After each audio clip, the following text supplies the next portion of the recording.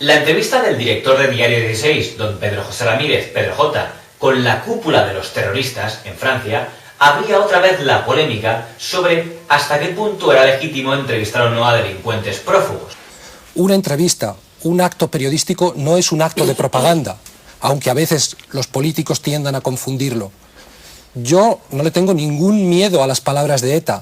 En diciembre de 1988, los contactos del director del periódico Diario 16, don Pedro J. Ramírez, con los terroristas quedaron evidenciados al publicarse una entrevista del propio señor Ramírez a la cúpula de ETA. El secretario de Estado de Defensa y jefe de la lucha antiterrorista, don Rafael Vera, que en aquel momento llevaba a cabo los contactos de Argel, criticó duramente aquella entrevista. El señor Vera había pedido a los principales líderes mediáticos que moderasen las informaciones en un momento tan tenso. El propio señor Vera declaró a la revista Tiempo: Luis María Ansón, Cebrián, el director de La Vanguardia, Pedro J. y algunos más fueron informados sobre el tema y se les pidió su cooperación. Todos cumplieron menos Pedro J., que aprovechó la ocasión para publicar una supuesta entrevista con la cúpula de ETA. Era mentira. Nunca se celebró dicha entrevista.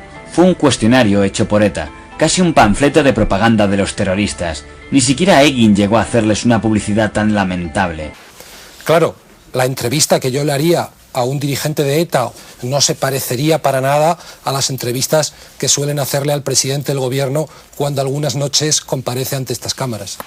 Es cierto que en el cuestionario respondido que publica Diario 16 no hay ninguna condena formal al terrorismo, pero entre las cuestiones que se incluyen se les pregunta por los asesinatos de niños cometidos por la banda, los secuestros, el crimen de Joyes o la matanza de Hipercor.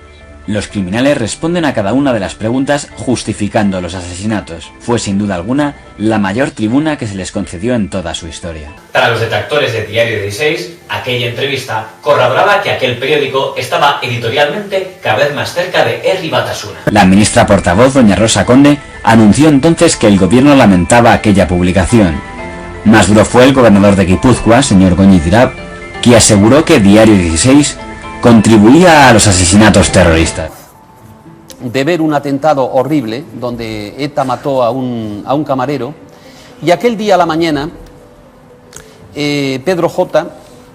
había hecho un reportaje desde el Diario 16 dedicando 8 páginas al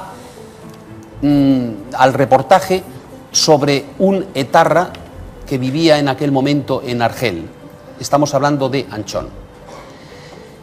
Yo me indigné porque para decir las tonterías que decía aquel reportaje y para dar la publicidad que se estaba dando desde 8 páginas de reportaje, jamás en mi vida he visto que un periódico haya dedicado 8 páginas de su periódico a un tema de cualquier otro tipo.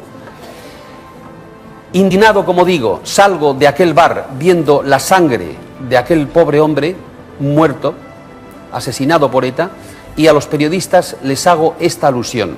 Les digo, no hay derecho que sucedan estos asesinatos en Guipúzcoa, en todo el País Vasco, en España, y mientras tanto haya periodistas de esta talla, de esta catadura moral, que estén dando cobertura en sus páginas a los terroristas para lucimiento personal suyo y para además potenciar sus tonterías de ideología. ¿Sabe usted lo que me costó aquello? Por decir, yo creo que una cosa sensata que nadie se atrevía a decir en aquel momento contra Pedro J.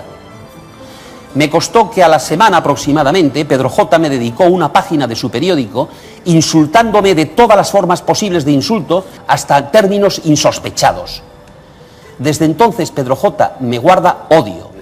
A pesar de toda la tensión que se estaba acumulando en torno a Diario 16, el presidente del Grupo 16, don Juan Tomás de Salas, mandó una nota al Consejo de Administración de apoyo y elogio a la gestión de don Pedro J. Ramírez, eso sí, criticando duramente al periodista don Melchor Miralles, al que acusaba de haber condenado al policía Amedo sin juicio y de estar obsesionado con él. A pesar de aquellas críticas, el señor Ramírez mantuvo al señor Miralles en su puesto.